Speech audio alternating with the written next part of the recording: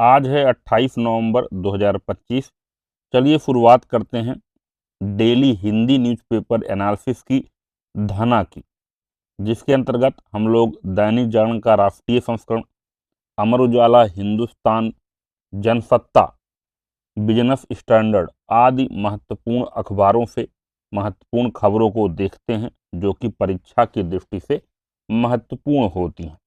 आज का पहला आर्टिकल जो चर्चा में है, भारत का पहला प्राइवेट ऑर्बिटर रॉकेट विक्रम-1 तैयार, अगले साल लॉन्चिंग। पीएम ने किया विक्रम-1 का अनावरण, परमाणु क्षेत्र भी निजी सेक्टर के लिए खोलने की योजना।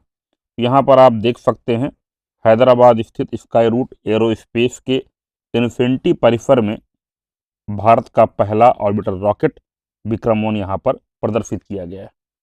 देश का पहला ऑर्बिटर रॉकेट विक्रम-1 उपग्रहों को कक्षा में स्थापित करने के लिए पूरी तरह से तैयार है। अगले 2 महीने के भीतर यानी साल 2026 में इसके जरिए उपग्रहों की लॉन्चिंग की जा सकती है। ये रॉकेट एक बार में 300 किलोग्राम वजन तक के उपग्रहों को अंतरिक्ष की कक्षा में स्थापित कर सकता है। विक्रम-1 रॉकेट को तैयार करने में स्काई रूट एरोस्पेस को 4 साल का वक्त लगा। इसमें एक साथ कई उपग्रहों को पृथ्वी की कक्षा में स्थापित करने की क्षमता है। रॉकेट को कलाम 1200 बूस्टर स्टेज से भी लैस किया गया है। इस बूस्टर स्टेज को उन्नत कार्बन कंपोजिट से तैयार किया गया है। वर्ष 2022 में भारत के पहले प्राइवेट रॉकेट विक्रम-S को लॉन्च कर कंपनी ने इतिहास रच दिया था। ये सब ऑर्बिटिकल रॉकेट था। विक्रम-1 की अगर हम लोग विशेषता की बात करें, स्काई रूट का विक्रम-1 भारत का पहला प्राइवेट ऑर्बिटल रॉकेट, उपग्रह लॉन्च करने की ऑन डिमांड क्षमता यानी 24 घंटे के अंदर लॉन्चिंग संभव, 3000 किलोग्राम तक के मल्टीपल उपग्रहों को पृथ्वी कक्षा में स्थापित कर सकता है। कार्बन फाइबर से बना rocket 3D printed hypergolic engine से लैस है। उन्नत कार्बन कंपोजिट से तैयार कलाम 1200 बूस्टर स्टेज का होगा इस्तेमाल। इससे पहले कंपनी ने सब ऑर्बिटल रॉकेट विक्रम-S की लॉन्चिंग की थी। अगला आर्टिकल, असम में बहु विवाह करने पर होगी 10 साल तक की जेल। असम विधानसभा ने गुरुवार को बहु विवाह पर प्रतिबंध लगाने वाला एक विधेयक पारित किया, जिससे यह एक अपराध जो है बन गया है। अगला आर्टिकल, भगवान राम की दुनिया की सबसे ऊंची कांस्य प्रतिमा का अनावरण आज। प्रधानमंत्री नरेंद्र मोदी शुक्रवार को दक्षिण गोवा जिले के श्री संस्थान गोकर्ण जीवोत्तम मठ में भगवान राम की 77 फीट ऊंची कांस्य प्रतिमा का अनावरण करेंगे। यह भगवान राम की दुनिया की सबसे ऊंची प्रतिमा होगी। इसके अलावा वह कर्नाटक के उडुपी में स्थित श्री कृष्ण मठ का भी दौरा करेंगे। भगवान राम की इस प्रतिमा को गुजरात में स्टैचू ऑफ यूनिटी का निर्माण करने वाले शिल्पकार राम सुतार ने बनाया है। यह भगवान राम की दुनिया की सबसे ऊंची प्रतिमा होगी। यहाँ पर आप तस्वीर के माध्यम से देख पा रहे होंगे, दक्षिण गोवा जिला स्थित श्री संस्थान गोकर्ण जीवोत्तम मठ में निर्मित भगवान राम की 77 फीट ऊंची कांस्य प्रतिमा।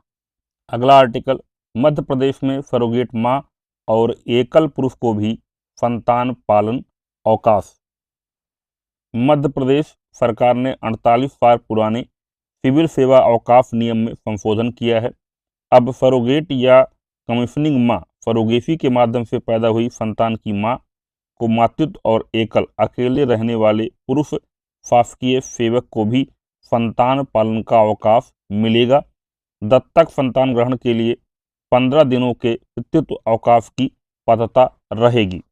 मध्य प्रदेश में मध्य प्रदेश सिविल सेवा अवकाश नियम 1977 लागू था।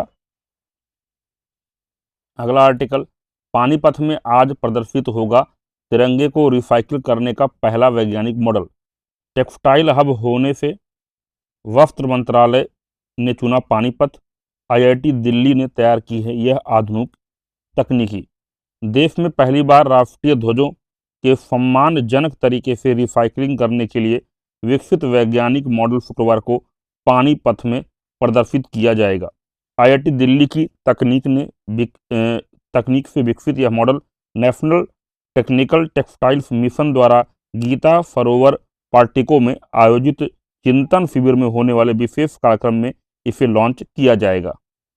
राष्ट्रीय ध्वज रिसाइकलिंग के लिए यह भारत का पहला संचालित वैज्ञानिक और गरिमापूर्ण मॉडल होगा, जिसे सार्वजनिक रूप से दिखाने के लिए पानीपत को चुना गया है। पीएचडी चैम्बर ऑफ कॉमर्स के निदेशक व कार्यक्रम के आयोजक राकेश कुमार ने बताया कि रिसाइकलिंग एक प्रक्रिया है, लेकिन जब राष्ट्रीय ध्वज की बात आती है तो यह राष्ट्रीयता से जुड़ जाता है। इसकी रिसाइकलिंग में सभी प्रकार की विशेष सावधानियों व नियम ध्यान में रखते हुए इसको प्रोसेस किया जाएगा। अगला आर्टिकल जिसमें जो है आपका हांगकांग चर्चा में बना हुआ है। हांगकांग में दशकों के सबसे भीषण अग्निकांड में 83 लोगों की मौत हो गई है। ताई पो में बुधवार को एक 32 मंजिला गगनचुंबी टावर से शुरू हुई आग तेजी से परिसर के 6 दूसरे टावरों को चपेट में ले लिया है। अगला आर्टिकल G20 शिखर सम्मेलन में ट्रंप नहीं करेंगे दक्षिण अफ्रीका को आमंत्रित। 2026 में मियामी में अमेरिका की अध्यक्षता में आयोजित होना है G20 सम्मेलन। अमेरिकी राष्ट्रपति ने कहा, दक्षिण अफ्रीका कहीं से भी सदस्यता के लिए योग्य नहीं। अमेरिकी राष्ट्रपति डोनाल्ड ट्रंप ने कहा कि दक्षिण अफ्रीका को 2026 में मियामी में होने वाले G20 शिखर सम्मेलन में भाग लेने के लिए आमंत्रित नहीं किया जाएगा। दक्षिण अफ्रीका कहीं से भी सदस्यता के योग्य नहीं है। ज्ञात हो, अमेरिका ने दक्षिण अफ्रीका से G20 की अध्यक्षता ली है। वह 1 दिसंबर 2025 से 30 नवंबर 2026 तक इस समूह का नेतृत्व करेगा। अगला आर्टिकल, नेपाल राष्ट्र बैंक ने 100 के नोट पर नेपाली नक्शे में भारतीय क्षेत्र दिखाए। नक्शे में भारत के कालापानी, लिपुलेख और लिम्पियाधुरा क्षेत्र को दर्शाया गया है। नेपाल का विवादित नक्शा केवल 100 के नोट पर है, बाकी नोटों पर नहीं। नेपाल के केंद्रीय बैंक ने गुरुवार को 100 रुपये के नए नोट जारी किए, जिसमें नेपाल का विवादित क्षेत्र छापते हुए उसमें कुछ भारतीय क्षेत्रों को भी शामिल किया गया है। तो इन क्षेत्रों को आप लोग याद कर लीजिए, कालापानी, लिपुलेख और लिम्पियाधुरा क्षेत्र को इसमें दर्शाया गया है। अगला आर्टिकल, आईआईटी दिल्ली ने बनाया मच्छर रोधी डिटर्जेंट। मलेरिया, डेंगू और चिकनगुनिया जैसी मच्छर जनित बीमारियों से मिलेगी सुरक्षा। हैंड इन केज प्रयोग में काफ़ी प्रभावी रहे हैं ये उत्पाद। मच्छरों से बचाव का मिला नया तरीका। यह विशिष्ट डिटर्जेंट पाउडर और तरल दोनों रूपों में होगा उपलब्ध। मच्छरों से बचाव के लिए अब तक तरल रसायन, lotion, coil, cream, roll on, spray और पैच जैसे उपाय अपनाए जाते रहे हैं, लेकिन इन विकल्पों में मच्छरों को प्रभावी ढंग से दूर रखने की अपनी कुछ सीमाएं हैं। जैसे कि टॉपिकल फॉर्मुलेशन, क्रीम और लोशन समय के साथ अपनी प्रभावशीलता खो सकते हैं, जिससे मच्छर के काटने और संबंधित बीमारियों का जोखिम बढ़ जाता है। ऐसे में गुरुवार को आईआईटी दिल्ली के शोधकर्ताओं ने मलेरिया, डेंगू और चिकनगुनिया जैसी मच्छर जनित बीमारियों के बचाव के लिए एक अभिनव मच्छर रोधी डिटर्जेंट तैयार करने का दावा किया है। अगला आर्टिकल, दुनिया का सबसे छोटा घोड़ा बना पुमुकेल। बर्लिन, जर्मनी के पुमुकेल नाम के एक घोड़े को गिनीज वर्ल्ड रिकॉर्ड्स ने दुनिया का सबसे छोटा जीवित नर घोड़ा घोषित किया है। इसकी लंबाई मात्र 21.1 इंच है। पुमुकेल की मालकिन कैरोला वीडेमैन ने बताया कि उन्होंने 2020 में पुमुकेल को गोद लिया था, जब वह केवल 5 महीने का था और लगभग 18 इंच ऊंचा था। तो इसी के साथ आज के डेली हिंदी न्यूज़पेपर एनालिसिस समाप्त होते हैं। वीडियो देखने के लिए बहुत बहुत धन्यवाद। साथ में जो है इसकी पीडीएफ प्राप्त करने के लिए टेलीग्राम से ज़रूर जुड़ें। इसके अलावा वीडियो को लाइक और शेयर करना ना भूलें।